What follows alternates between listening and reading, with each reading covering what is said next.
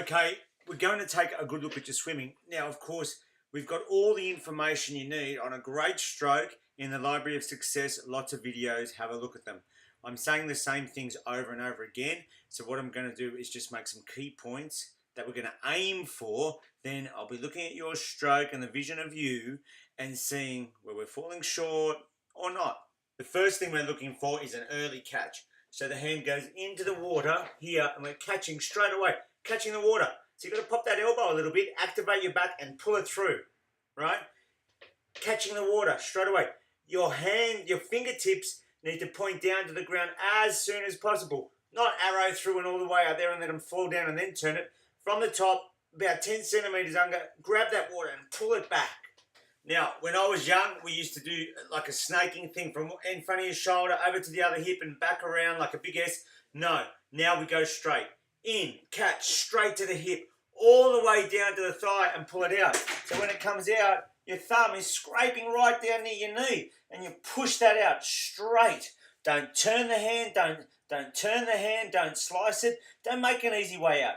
Don't let go of your catch. So you get your catch here, early, boom, all the way, all the way, all the way, all the way, and then all the way out, boom, past the leg there.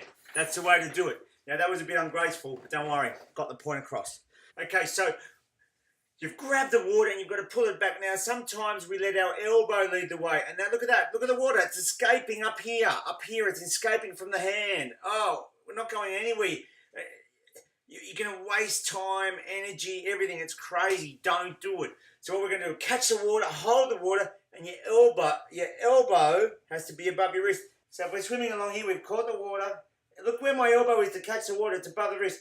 You've got to keep that position, elbow above the wrist. Hold it, hold it, hold it, and then push. Don't let the elbow, this is what it looks like when the elbow collapses. Boom. Look at the water, escaping out, escaping out. No. Hold it and pull all the way. Same here. God, I've got to get taller. Hang on. Let's put it down here. When it goes past and coming out, look at that. If you release your elbow, oh, water's escaping it, but I can get the hand out easier. Or I turn the hand. Oh, water's escaping, but I get the hand out. No, here, push, boom. Like you're throwing a stone straight at your foot. Boom, push that water. You've got to feel it go past your toes. Try and breathe both sides. It keeps you balanced in the water. You breathe when the opposite hand goes into the water. So when the wrist breaks, it gets to the wrist, you're catching the water there, that's when you take your breath, boom, and pull it through. Use your core strength and your glutes. So have your belly button in, your glutes activated, so you're not over-rotating all the time. You want to stay nice and level. You only need one eye out of the water to breathe, so not too much. A lot of people are turning around looking up at the sky. It's too much. Shoulders go down, hips go down, then your legs kicking out to keep you balanced, and you look like an octopus. No good. Keep kicking throughout, it gives you balance. When you kick, you don't break the water, so you're not like boom, boom, boom out the top of the water. It's furious, and the water's going everywhere, but you're not. You're not going anywhere. All you want is your feet just to the top of the water, making it boil from the glutes and the hips rather than from the knees, right? Ankles are relaxed and toes are pointing towards each other. So now we'll take a look at your stroke. Okay, so head on, it looks very nice, but your hands are going into the water too close to your head and too deep. Then as you swim past the camera, you can see they're coming out too early at the back of the stroke. Here we go in slow-mo again. You can see that arrowing in, and look at that, head up. So we're going to have a closer look at that. When you're breathing, your head is coming too high out of the water. One eye is enough.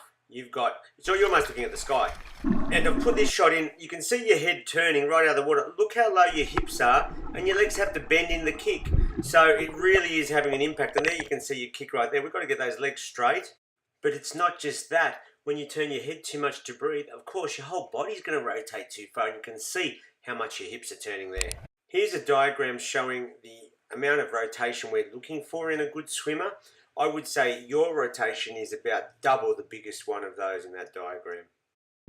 The first thing to change is look straight down instead of ahead of you underwater, and make sure that your head doesn't go too deep. The next thing is build confidence in your breathing so you don't have to turn so far, because look at those shoulders. They're basically one on top of the other. When you're swimming, your hands look nice as they're in the water, but they're not effective until they're way too deep. So you drop your elbow a little bit. That's an effective catch. And there, What you want to see here is your fingers pointed to the floor or the bottom of the pool so that you can pull the water back effectively. Instead, you've dropped your elbow too low. It should be higher than the wrist so that your fingers are pointing down and they've got hold of the water. Then you grab it and pull it back, but look what you do next. You turn your hand and let go of the catch. So that hand exits early, your hips drop because your head's up, and the effective catch on the other side is very deep. So you're really rushing through your stroke to get your breath in because you're rotating too far. Remember, head up, hips go down, that's dragging, and so when you're kicking, you're bending your legs to get them up near the top of the water. So your left arm does the same underwater. It's not effective until it's deep. And if we look at this right, that would be a great place to pop that elbow and catch. But you sink it further before you take action, and there it starts to be effective, pulling you back. And you're doing the same with the other arm, okay? So both arms, one after the other. In too close, in too deep.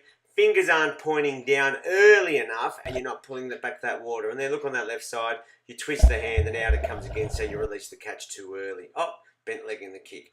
Okay, so there's a lot to work on. We got some good footage, and I'm going to let it run at risk of being competitive because you can see that you're doing it all the time. See how much water you have above that hand before it becomes effective. There's so much, but that you're strong and you've got a good catch. You really are pulling hard for the short time that you're pulling the water. It's just too late starting. That's almost like you're pushing against the water when you go in, right? We can't have that. That elbow's got to be above the fingertips. The fingertips have got to be pointing down at the ground. You can see in your stroke when it's effective, right? You're not dropping the elbow. You're holding it above. Look at that, pushing against the water. But when you're effective, your elbow is higher than your wrist, and your fingers are pointing down and you're pulling back at a rate of knots. That head goes too deep sometimes, and that throws you off as well. So we've got to keep your head steady. You've got to be looking at the floor. The fingers have got to be pointing down. Draw your belly in, lift your hips up, don't let them sink, and make sure you're not kicking with bent legs. So even if you take a bit of the kick out, you're meant to be boiling the water, not breaking it with your feet. You can see that there, and that's because your legs are bent. But look, don't get me wrong, you're a nice swimmer, but I think we could really make you special with a few small changes. Okay, stop press. I was swimming today and it occurred to me that I never saw during this video you breathe out at all in the water. You're holding your breath in the water and you're trying to breathe out above the water when you turn your head, and so you've got to hold your head up for too long. That's why you turn it too far.